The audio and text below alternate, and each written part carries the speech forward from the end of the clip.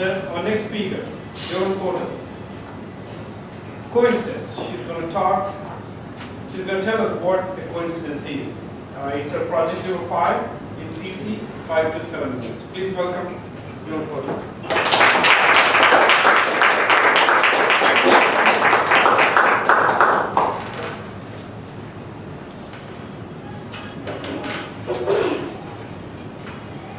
Have you ever been in a situation and you say, what a coincidence? I can't believe that really just happened. Well, ladies and gentlemen, fellow Toastmasters and guests, I'm going to tell you about several incidences that happened to me that were just ironic. Just for background, I'm from Flint, Michigan. I went to Flint Central High School, and I'm an undergraduate from the University of Michigan. The first situation I'm going to tell you about was when I first moved to Ashburn. Every evening I used to take a nightly stroll. But this particular evening, I saw someone at the University of Michigan, New Jersey. So I sped up my pace to make sure I caught up with this person because I was going to have a neighborly chat.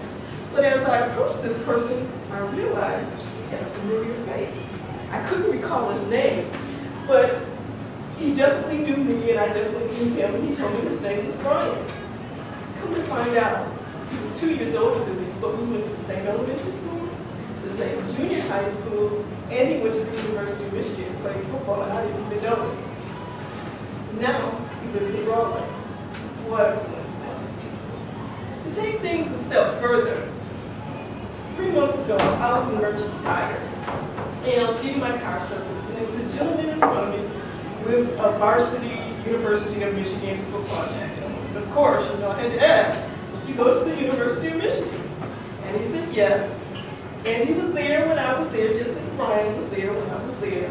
And he knew Brian. And as we got to talk even further, he told me he went to Flint Northwestern.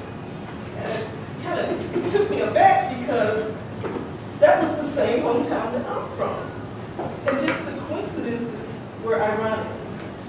All 3 of us were from Flint, all 3 of us went to the University of Michigan, and now all 3 of us live in Ashburn. Totally ironic, in my opinion. Another situation that I thought was very interesting was my freshman year. After my freshman year in college, I studied abroad in France.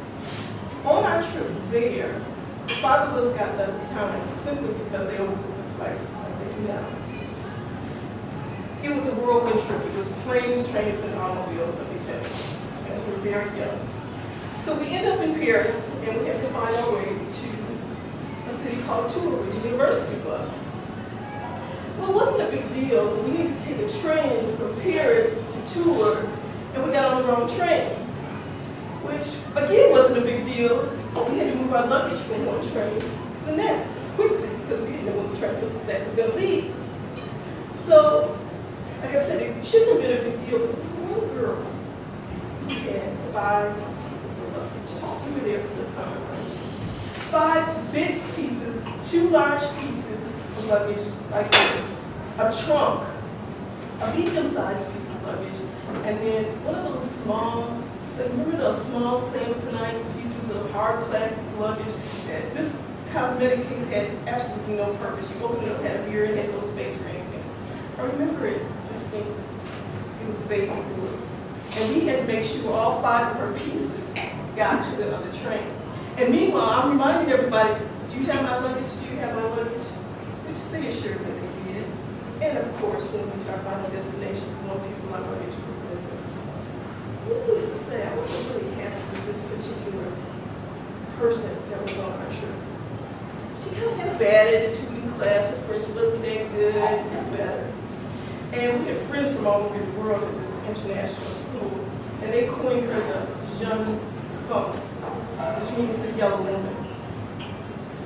And to make it even some of the story, when we get back to Michigan, my parents were in the airport, and my mother was talking to this lady, having an interesting conversation.